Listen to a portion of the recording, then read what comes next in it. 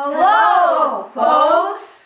Thanks to Google Lunar X Prize Challenge, we, Team Chandrabas, got a once-in-a-lifetime opportunity.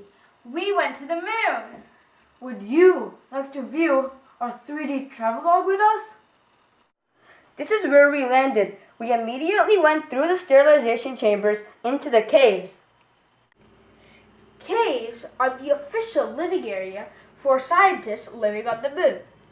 The caves are located on the equatorial region of the moon.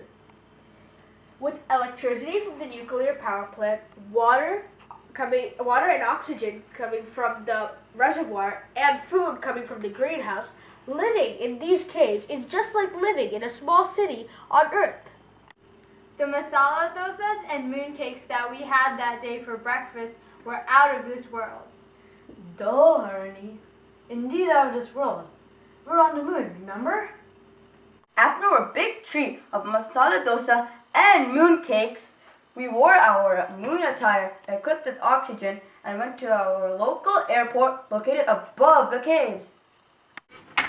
The aerial robot that picked us up completely blew my mind. With its advanced sensors, it could precisely gauge locations and perform accurate missions. I guess that robot really redefines the term reliable performance to me. We transferred at the main hub to another aerial robot and got off at the observatory airport. We took a long elevator ride from the airport to the actual observatory. Once we reached, we had a magnificent view of Earth and all the other planets.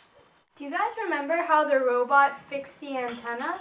What is the antenna supposed to do anyway? They are reflectors that amplifies the signals from Earth before sending it back to Earth. The moon was used as a passive reflector ever since 1946 for amateur ham radios communication. Now, digital images are being sent all across using these amplifying reflectors located on the moon. It was amazing to see how the robot effortlessly picked up the ice that was mined at the north pole of the moon and dropped it into the ice processing plant.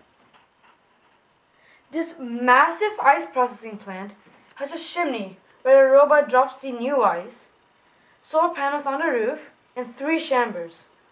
One's for water, one's for oxygen, and one's for hydrogen. And intricate pipe connections to send water and oxygen to the caves. Oh, and remember the drones which delivered hydrogen at the nuclear facility?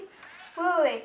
Before we talk about the nuclear facility, shouldn't we talk about the rock mining and the mineral analysis station? It was so cool to watch the aerial robot come here, trigger the wheel to collect the rocks into the basket. Then the robot picked up the basket and dropped the rocks into the mineral analysis station. Remember how I got startled when the robot suddenly activated the conveyor belt for the mineral analysis station before depositing the rocks onto the conveyor belt?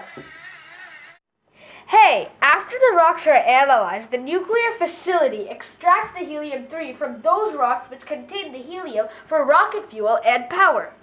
I wonder what they do with the rocks that do not contain any helium in them.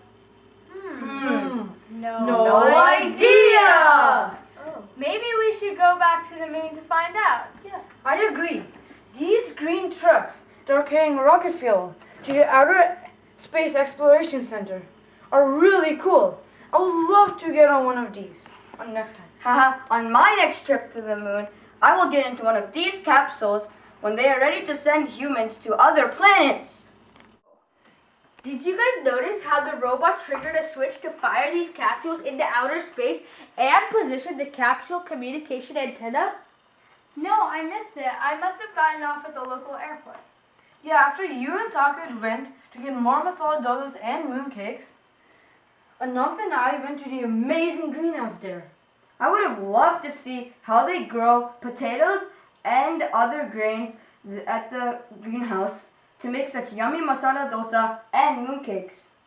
We picked up some vegetables while at the greenhouse before we joined you guys to polish off the last masala dosas and mooncakes.